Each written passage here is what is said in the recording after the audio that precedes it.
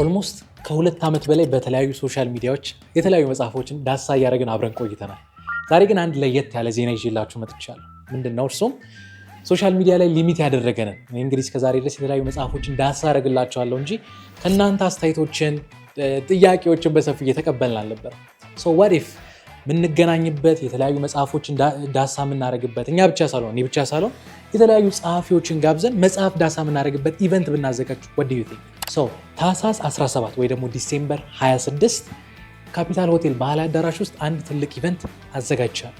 ይህ ኢቨንት የተለያዩ መጽሐፎችን ዳሳ የምናደርግበት፣ ግጥም፣ የተለያዩ አርቶች ያሉበት ፕላስ ደግሞ ጃዝ ናይት ያለበት ቁም ነገርም ፕላስ ደግሞ ኢንተርቴን የምናደርግበት ትልቅ ኢቨንት ነው። ኢቨንቱ ከ11 ሰዓት እስከ 2 ሰዓት የሚቆይ ኢቨንት ነው። መግቢያ 300 ብር ብቻ ነው። ፕላስ በአንዴ 2 እና ከዛ በላይ ትኬት ለምትቆርጡ ሰዎች፣ ቀድማችሁ ለምትቆርጡ ሰዎች ከ100 ብር ጀምሮ ዲስካውንት አዘጋጅላችኋለሁ።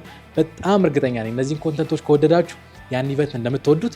የተለያየ ቁም ነገር ያላቸውን ሰዎች እናገኛቸዋለን። ፕላስ መጽሐፍ የምትወዱ ሰዎች፣ ለማሳተም ሀሳብ ያላቸው ሰዎች ለእናንተን ፕላትፎርም አዘጋጅተን እንጠብቃችኋለን።